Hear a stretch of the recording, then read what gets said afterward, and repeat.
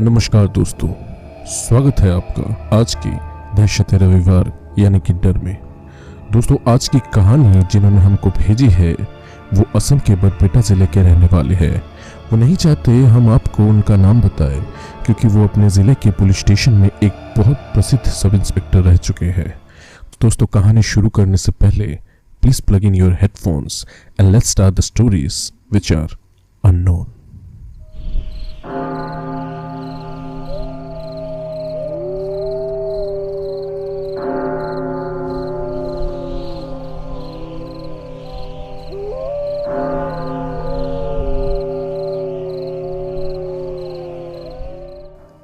दोस्तों, इस कहानी की शुरुआत होती है तब जब मुझे रात को एक कॉल आता है जिसमें मुझे बताया जाता है कि एक गांव में कुछ गांव वालों ने मिलके एक बूढ़ी औरत को जलाकर मार डाला है क्योंकि वो मानते थे वो बूढ़ी औरत कोई तांत्रिक थी और अक्सर ही अपने घर में जादू टोना या ब्लैक मैजिक जैसी चीजें किया करती थी। उसके गांव में रहते दौरान बहुत लोग लाइलाज बीमारी से मारे गए थे जिसमें बच्चे बूढ़े ज्यादातर औरतें ही थी।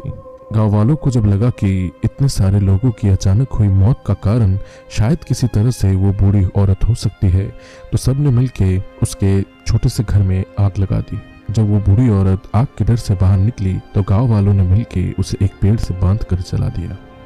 मैंने इतना सुनकर फोन रख दिया और पुलिस स्टेशन में मैसेज करके 2 हवलदार और जीप मंगवा ली। ठीक आधे घंटे बाद जीप आ गई। हम रवाना हुए उस गांव के लिए।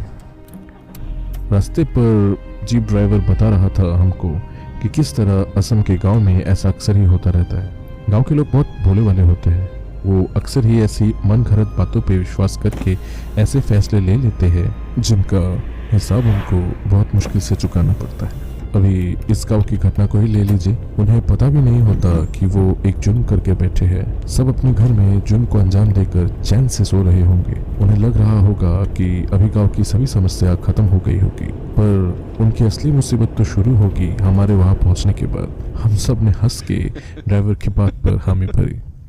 गाँव में पहुँचने में हमें पूरे 1.5 घंटे लगे। गाँव का नाम मैं पब्लिकली बताना नहीं चाहता, पर अगर उस गांव की गिनती हम असम के कुछ पिछड़े हुए गांव में से करें तो गलत नहीं होंगे। वो गांव एक जंगल के करीब है।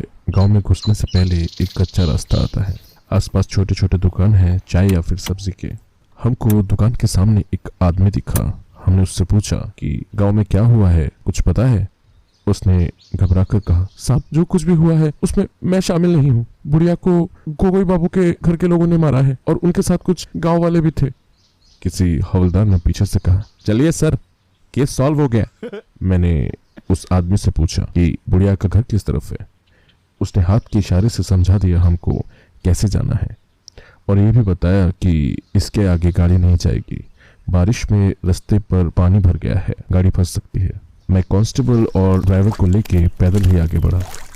थोड़ी दूर चलते ही घर खोजने में कोई परेशानी नहीं हुई। घर अभी तक जल रहा था, दूर से ही धुआं नजर आ रहा था। हम भी उबड़ खाबड़ रास्ते से घर की ओर बढ़े ही थे कि बारिश शुरू हो गई। मैंने सभी से पूछा कि कोई छाता या फिर रेनकोट लाया है क्या। सभी ने मना कर दिया। एक कांस्टेबल ने बोला, सर बारिश जब तक खत्म नहीं होती आप घर के अंदर चले जाइए, हम तब तक छानबीन कर लेंगे। मैंने वैसा ही किया और बुढ़िया के घर में घुस गया। बारिश के कारण आग थोड़ी थोड़ी बुझ गई थी, फिर भी घर में घुसते वक्त डर लग रहा था कहीं छत टूट के ना गिर जाए। घर छोटा सा था जैसा कि गांव में होता है। कोने में एक चूल्हा था और कुछ बर्तन रखे थे। कुछ कुछ जगहों से अभी भी धुआं निकल रहा था। रोशनी कम थी और धुएं के कारण सांस नहीं ले पा रहा था तो मैंने खिड़की खोल दी। अभी रूम में थोड़ी रोशनी आई। मैंने फिर भी मोबाइल का फ्लैश लाइट जला लिया और रूम की चीज़ों को परखने लगा। रूम में एक तरफ एक छोटी सी खटिया थी जिसमें कुछ फटे पुराने चादर थे। दीवारों पर ना जाने अजीब से कुछ अक्षर सिंदूर या फिर किसी लाल चीज से लिखे गए थे। गांव के लोगों का मानना था कि ये बुढ़िया तांत्रिक थी और काले जादू का अभ्यास करती थी, पर मुझे रूम में अभी तक ऐसा कुछ नहीं दिखा था जिससे मैं इन बातों पर विश्वास करता। रूम में दाहिने तरफ एक छोटी सी अलमारी थी जिससे अभी भी आग की लपटें निकल रही थी।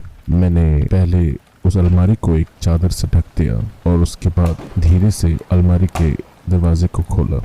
दरवाजे के खुलते ही एक बदबूदार महक आई। मैंने अंदर की ओर देखा तो उसमें बहुत सी छोटे छोटे डब्बे थे। अजीब से कुछ चीज़ें रखी थी, जैसे कि कुछ पौधों की जड़ें, कपड़ों के कुछ छोटे छोटे पोटले। एक डब्बे में तो शायद कुछ अचार जैसा भी कुछ दिखा। और भी बहुत सारी चीज़ें थी, पर अलमारी के जलने के कारण शायद मुझे समझ नहीं आया कि वो क्या थे। छत जलने के कारण पानी थोड़ा सा अंदर की ओर टपक रहा था, जिसके कारण ये अलमारी की आग अभी थोड़ी सी बुझ रही थी। अभी अलमारी को मैं बंद करने ही जा रहा था कि मुझे एक आवाज़ आई। अजीब सी आवाज़ थी, न जाने किस चीज़ की, न किसी इंसान की, न किसी जानवर की। बुढ़िया के खटिए के नीचे से आ रही थी ये आवाज़।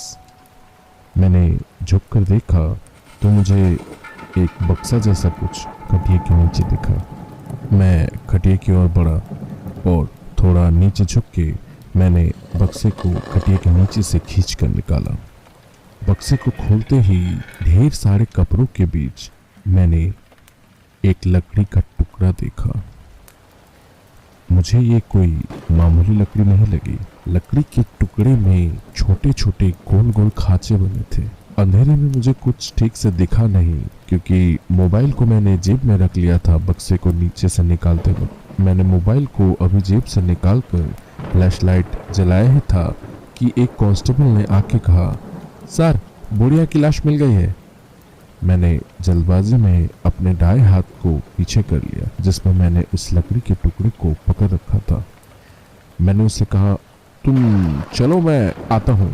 मैंने उस लकड़ी के टुकड़े को अपने पीछे से शर्ट के अंदर डाल लिया। दरअसल ये मेरी आदत है, जब भी मैं कोई केस लेता हूँ, मैं हर बार मौका वारदात से मिली हुई कोई एक चीज़ मेरे पास रख लेता हूँ, एक यादगार के तौर पर। और आज के केस में मैंने उस लकड़ी के टुकड़े को अपने साथ रख लिया था।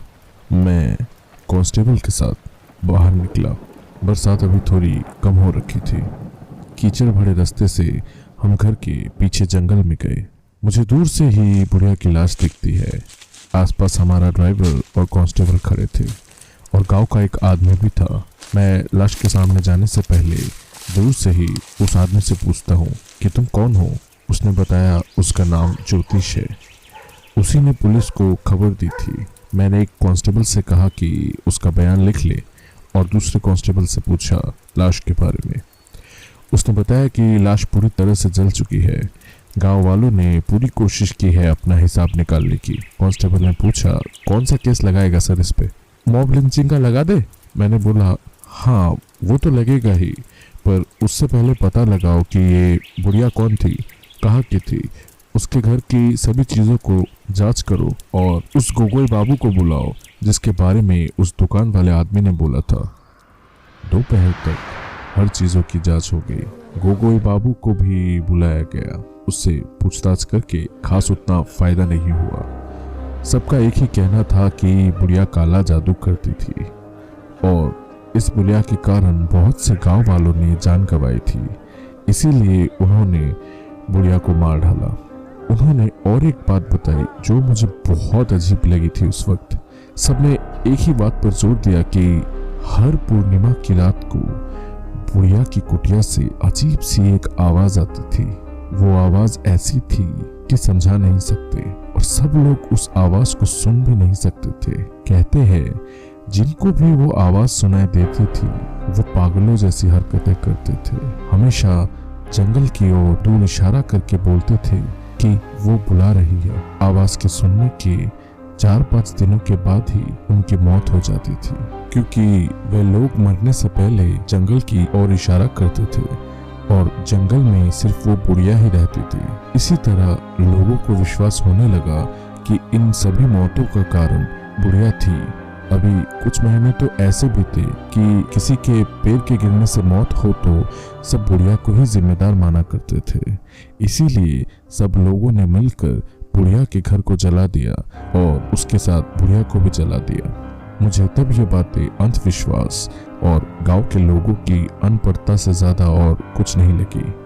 हमने फौरन एक्शन के तौर पर गोगोई बाबू और 7 या 8 जन को शक की बिना पर अरेस्ट कर लिया। बाकी गांव वालों के एलिगेशंस पर एक रिपोर्ट तैयार की और कांस्टेबल को ऑर्डर किया कि विक्टिम बूढ़ी औरत का पता लगाए कि वो कौन है, और अगर कोई फैमिली वाला मिले तो लाश का अंतिम संस्कार धर्म के अनुसार किया जाए। इतना करके हम शाम को गांव से 8 लोगों को अरेस्ट करके पुलिस स्टेशन पहुंचे। रात को 9:30 बजे तक रिपोर्ट की फाइल मेरे टेबल पर थी। मैंने 10 बजे तक सारे प्रोसीड्यूर खत्म करके घर लौट आया। घर पहुंचकर मेरे क्वार्टर में घुसने से पहले मैंने नीचे स्टोर रूम का दरवाज़ा खोला और उस लकड़ी के टुकड़े को, जिसको मैंने बुढ़िया के घर से उठाया था, अपने मौकाए वारदात वाली चीज़ों की कलेक्शन के साथ रख दिया। अगर बाकी चीज़ों के साथ मैं उस लकड़ी के टुकड़े को कंपेयर करूं तो सभी चीज़ उस लकड़ी के टुकड़े के सामने फीकी पड़ रही थी। उस लकड़ी के टुकड़े पर चांदी या फिर कोई सफ़ेद धातु से नक्काशी बनाई गई थी। छोटे छोटे छेद के आसपास बहुत ही निपुणता से नक्काशियों को उभारा गया था। मुझे वो एंटीक चीज़ लगी। मैंने उसे संभाल कर रेशम के एक कपड़े के टुकड़े से ढक कर रख दिया और स्टोर रूम की लाइट को ऑफ करके अपने रूम चला गया। उसके बाद ऐसा हुआ कि अगले कुछ दिनों तक मुझे कोई परेशानी नहीं हुई। और भी कई नए केसेस आए। बुढ़िया के केस को हमने बंद कर दिया क्योंकि उनके अंतिम संस्कार के लिए कोई भी फैमिली मेंबर सामने नहीं आया था और हमें कोई पुख्ता सबूत न मिलने के कारण गोगोई बाबू और बाकी गांव वालों को छोड़ देना पड़ा। बूढ़ी औरत के फाइल को मॉब लिंचिंग का केस बना के बंद कर दिया गया। ऑफिस की बाकी कामों को खत्म करके मैं घर लौट आया और उसी रात से शुरू होती है मेरी परेशानी।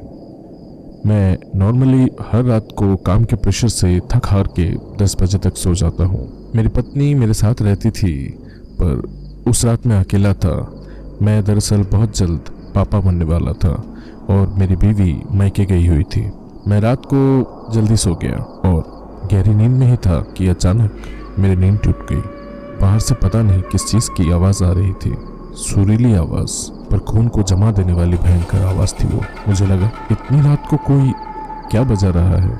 ये आवाज़ ना किसी स्पीकर की थी, ना मोबाइल की, ना किसी टीवी की। ऐसा लग रहा था मानो किसी ने मेरे कान पर हेडफोन्स लगा दिए हैं। मैं बेडरूम से बाहर निकल के बैल्कोनी पर गया। कहीं पर कोई नहीं था। पूरी सड़क खाली, बस 2-3 आवारा कुत्ते ठंड में भटक रहे थे। अभी आवाज़ धीरे धीरे बढ़ रही थी। आसमान में चांद की तरफ देखने से लगा मानो चांद भी अभी उस आवाज़ के साथ तालमेल में लाकर रोशनी फैला रहा है। मैं जहाँ रहता हूँ वो दरअसल पुलिस क्वार्टर्स है। वहाँ पर बाहर से किसी के आने जाने में रोक टोक है। मैंने बेड के साइड से मेरे मोबाइल को निकाला और फ्लैशलाइट को जला के नीचे उतर आया। रास्ते पर निकल के मैंने 2-3 बार पुकारा भी, कौन है वहाँ? इतनी रात को कौन क्या बजा रहा है? पर वो आवाज़ कमने के बजाय और बढ़ गई थी। अभी इतनी देर में बाकी क्वार्टर्स की भी लाइट जल गई। कुछ देर बाद मक्खियों की तरह लोग भी जमा हो गए। सब ने मिलकर खोजबीन की पर किसी को कुछ नहीं मिला। बाकी लोगों ने बोला उन्हें कोई आवाज़ भी सुनाई नहीं दे रही है। मुझे भी अभी आवाज़ मिलनी बंद हो गई थी। ऐसा लगा मानो जोर से एक तूफान आके बंद हो गया। बाकी लोगों ने बताया कि जो सिक्योरिटी गार्ड रात को नीचे सोता है उसी ने नशा वशा करके मोबाइल में गाना वाना बजाया होगा। रात को वही आवाज़ गूंज रही थी शायद। मैंने सबको परेशान करने के लिए माफ़ी मांगी और बड़े चिंतित ढंग से अपने रूम की ओर चला गया। घड़ी में 10:45 बज रहे थे। मैं सो गया। रात को फिर ऐसी कोई परेशानी नहीं हुई। सुबह मैंने गार्ड को डांट लगाई और कहा, रात को नशा करके सोते हो क्या? मोबाइल में गाना क्यों बजा रहे थे? उसने डरकर कहा, साहब कल तो मैं आया ही नहीं था। ऐसे भी पुलिस क्वार्टर्स है यहाँ, क्या कोई क्राइम करेगा? धीरे धीरे उस रात की बात को मैंने मन से मिटा दिया। स्टेशन में और भी कई केसेस आए। मेरे काम से एसीपी साहब बहुत ही खुश थे। इस साल मुझे बेस्ट ऑफिसर का अवार्ड मिलने वाला था। मेरा फ्यूचर ब्राइट है, इसमें कोई शक नहीं था। इन सभी बातों के बीच और भी कुछ हफ्ते बीत गए और फिर एक पूर्णिमा की रात मेरी नींद फिर से टूट गई। बिस्तर पर लेट के ही मैं सुन पा रहा था फिर से वही डरावनी आवाज़ को। अजीब आवाज़ है वो, न किसी इंसान की न किसी जानवर की, न किसी प्राकृतिक वस्तु की। मेरी जगह और कोई होने से शायद डर से कांप चुका होता। मैंने मोबाइल पर वक्त देखा, रात के 10-15 बज रहे थे। मैंने अपनी सर्विस गन को अनलॉक किया, उसमें मैगजीन भर के लोड करके बाहर निकल गया। रास्ता एकदम क्लियर था, न कोई इंसान न कोई जानवर। ठीक पिछली बार की तरह आवाज़ वैसे ही बंद हो गई जैसी शुरू हुई थी। ये सब जो कुछ भी मेरे साथ घट रहा था उसका कोई एक्सप्लेनेशन तो मेरे पास नहीं था, पर इतना समझ चुका था कि पूर्णिमा की रात के अलावा ये आवाज़ सुनाई नहीं देती। सुबह मैंने गार्ड को पूछा, क्या कल रात को तुम आए थे? उसने कहा, हाँ साहब। मैंने पूछा, कल कोई आवाज़ सुनी थी तुमने? उसने बोला, नहीं, पर वो मुझे अजीब तरह से घूर रहा था। शायद उसे लग रहा होगा कि मैं बीमार हूँ या फिर मेरा दिमाग खराब हो रहा होगा। मैं भी इस बात को और नहीं बढ़ाना चाहता था और मैं रेडी होके ऑफिस चला गया। उसके बाद की पूर्णिमा की रातों को फिर से वो एक ही घटना मेरे साथ घटी। उन रातों को मैं कान पकड़कर या उंगली डालकर सोया रहता था। पता नहीं कोई और क्यों उन आवाज़ों को नहीं सुन पाता था। कभी कभी लगता था कहीं मुझे कोई मानसिक बीमारी तो नहीं हो गई है। मैंने गूगल पर भी सर्च किया, पर उसका कोई सॉल्यूशन नहीं निकला। आने वाली पूर्णिमा की रातों को मैं और नहीं सोया। मैं 10 बजने का इंतजार करने लगा। उस आवाज़ का क्या रहस्य था ये मुझे पता लगाना ही था, नहीं तो शायद लोग मुझे पागल समझने लग जाते। और फिर ठीक 10-15 बजे उसी रात वो आवाज़ फिर से शुरू हुई। मैं बिस्तर से झट से खड़ा हो गया। गन लोडेड ही थी। आवाज़ जिस ओर से आ रही थी मैं उस ओर छूट पड़ा। वो आवाज़ अचानक से बंद हो गई। तब तक मैं मेरे स्टोर रूम के दरवाजे के सामने पहुंच चुका था। अभी मुझे समझ आया वो आवाज़ स्टोर रूम से ही आती है, लेकिन दरवाजे पर तो ताला लगा था। अंदर कोई कैसे घुस पाता? स्टोर रूम की सभी खिड़कियां भी बंद थी। मैंने स्टोर रूम के दरवाजे का ताला खोला। दरवाजे की कुंडी को बिना खोले ही एक खींच के लात मारा। दरवाजा जोर से खुल गया। मैं मोबाइल की फ्लैशलाइट को ऊंचा करके और गन को सामने पकड़कर आगे बढ़ा। अगर कोई मेरे साथ मजाक कर रहा था या फिर बदला लेने की कोशिश कर रहा होगा तो आज उसकी खैर नहीं है। पर स्टोर रूम में घुसकर मुझे ऐसा लगा कि किसी एसी वाले कमरे में घुस गया हूँ। ठंडी हवा मेरे चेहरे में लग रही थी। ऐसा लगा कि किसी ने फ्रिज का दरवाजा खोल दिया है। मैं चारों तरफ फ्लैशलाइट को घुमा घुमा कर देख रहा था कि अचानक एक डर ने मुझे चारों ओर से घेर लिया। ऐसा लग रहा था मानो कोई या फिर कोई बहुत से लोग अंधेरे से मेरी ही ओर देख रहे हैं। मैं किसी को देख नहीं पा रहा, पर वो मुझे देख सकते थे। ये ऐसा एक डर है जो मैं लिख कर समझा नहीं सकता। शायद 2 या फिर 3 मिनट हुए होंगे मुझे उस रूम पे, पर मुझे ऐसा लगा कि सदियां निकल गई है। मैं स्टोर रूम को बंद करके निकल ही रहा था कि फिर से वो आवाज़ बज उठी। ऐसा लगा कि रीढ़ की हड्डी से ठंडी बर्फ बह गई हो। मेरे अंदर इतनी हिम्मत नहीं थी कि मैं उस दरवाजे को फिर से खोल पाऊं। अचानक मुझे याद आई उस गांव वाले की बात। साहब, वो बुढ़िया जिसको अपना शिकार बनाती है, सिर्फ उसी को वो आवाज़ सुनाई देती है।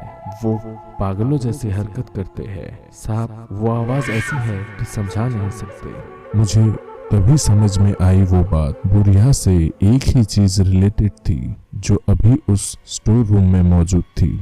वो लकड़ी का टुकड़ा जो मेरे स्टोर रूम में था, उसी से आवाज आती है। मैं रूम में घुस गया और मैंने रेशम के कपड़े को खोला। उनमें से निकल आई वो लकड़ी, पर फ्लैशलाइट की रोशनी में मुझे समझ में आई वो बात कि वो कोई मामूली लकड़ी नहीं है, बल्कि ये तो एक बांसुरी है। बांसुरी में बहते हुए गर्म सांसों को मैं अभी भी महसूस कर पा रहा था। ऐसा लग रहा था कोई अदृश्य शक्ति अभी भी उस पर फूंक रही हो। बांसुरी को लेकर मैं स्टोर रूम से निकल ही रहा था कि मुझे एक चीखती हुई हंसी सुनाई दी चारों ओर से। हाँ, एक औरत की हंसी। मेरे कान गर्म हो गए। ऐसा लगा कि मैं पागल हो जाऊंगा। मैं चीख उठा और अचानक मेरे कंधे पे किसी ने हाथ रखा। ये वही गार्ड था। उसने मुझे पूछा मैं यहाँ क्या कर रहा हूँ। मैंने उसे कोई जवाब नहीं दिया और अपने कमरे में लौट आया।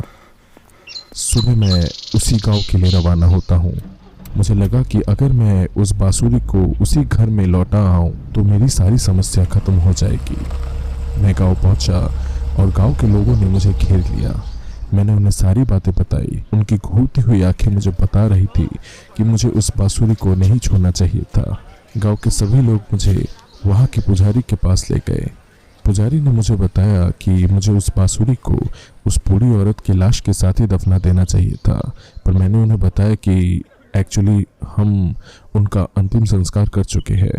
पुजारी ने कहा फिर हिंदू धर्म के अनुसार हमें उस बांसुरी को जला देना चाहिए। इतना कहते ही गांव वाले पता नहीं कहां से मिट्टी का तेल लेकर आ गए। वो बांसुरी को छूना नहीं चाहते थे। उन्होंने कहा कि मुझे ही उसे जलाने के लिए। मैंने जेब से माचिस निकाली और पहली तिल्ली में आग लगी, पर वो बुझ गई। गांव वाले और डर गए। आखिरकार किसी के लाइटर से उस बांसुरी पर मैंने आग लगा दी। ऐसा सुकून मुझे आज तक नहीं मिला। ऐसा लगा मानो मेरी जिंदगी में अब कोई तकलीफ ही नहीं होगी। बांसुरी जब तक जलकर राख नहीं हुई, मैं वहीं बैठा रहा। गांव वालों को धन्यवाद कहकर मैं जीप स्टार्ट करके निकल गया। हाई रोड पर पहुंचकर गाड़ी को फोर्थ गियर में ढाला ही था कि मैंने फिर से वो आवाज सुनी। मैं अपने आप में और काबू नहीं रख पाया। इतना डर गया था कि हाथ से स्टीयरिंग छूट गई और बाएं तरफ से एक ट्रक ने आकर जीप को ठोक दिया। जीप पलट गई और उसके बाद मेरी आंखें खुलती है हॉस्पिटल में। मैं 2 हफ्ते तक हॉस्पिटल में ही था। उस एक्सीडेंट में मैंने मेरे दाएं तरफ के कान और आँख को खो दिया था और मुझे उसके बाद कभी वो आवाज़ सुनाई नहीं थी। अभी भी हर पूर्णिमा को मैं डर जाता हूँ उस पल को याद करके। बाद में मैंने गांव के बारे में भी पता लगाया। पता चला गोगोई बाबू और कुछ गांव वालों की भी अलग अलग दुर्घटना में मृत्यु हो गई थी। मेरे साथ क्या हुआ इसका कारण अभी तक मुझे नहीं मालूम, पर मैं अपने आप को भाग्यवान मानता हूँ कि मैं अभी तक जिंदा हूँ। सो दोस्तों, आज की इस कहानी को यही खत्म करते हैं और जाने से पहले एक बात बता देना चाहता हूँ। कहते हैं भूत प्रेत या आत्माएं किसी भी वस्तु से खुद को जोड़ सकती है। वो वस्तु कुछ भी हो सकती है, एक कुर्सी, एक अंगूठी, एक आईना या फिर एक घड़ी। दोस्तों, जरूरी नहीं अगर कोई घर या कमरा अगर भूतिया है तो वहाँ कोई त्रासदी या फिर किसी की मृत्यु हुई है। आप बड़े आराम से किसी तरह की नीलामी या फिर किसी तरह की बिक्री से अपने साथ एक स्पिरिट या फिर एक आत्मा को अपने साथ घर ला सकते हैं। सोचिए, आप किसी चीज को अपने घर लाते हैं, वही चीज किसी ऐसे व्यक्ति की थी जिसका उस वस्तु के साथ एक मजबूत संबंध या फिर बंधन था, तो वो व्यक्ति अभी भी मरने के बाद अपने आप को लटकाए हुए उसी जगह जाएगा जहां वो वस्तु जाती है। हम सभी के पास ऐसी एक वस्तु होती है जिसके लिए हम सुरक्षात्मक होते हैं और प्रेमपूर्ण भी होते हैं। अभी भी बहुत सारी ऐसी वस्तु है जो नेगेटिव एनर्जी रखती है, पर हमें उनके बारे में पता नहीं। शायद आज के हमारे इन सब्सक्राइबर के घटना में भी कुछ ऐसा ही हुआ होगा। वो अनजाने में एक ऐसी चीज अपने साथ ले आते हैं जिसके लिए उन्हें अपनी जिंदगी में ऐसी कुछ चीजों को खो देना पड़ता है जिसकी वो कल्पना भी नहीं रखते थे। दोस्तों, अगर आपको मेरी कहानी अच्छी लगी तो जाने से पहले प्लीज एक बार मेरे चैनल में लाइक या फिर सब्सक्राइब कर दीजिए और बेल आइकन को दबाना ना भूलें। हम फिर से लौटेंगे आने वाले रविवार में और एक नई दिलचस्प घटना को लेकर। तब तक के लिए डरते रहे और डराते रहे।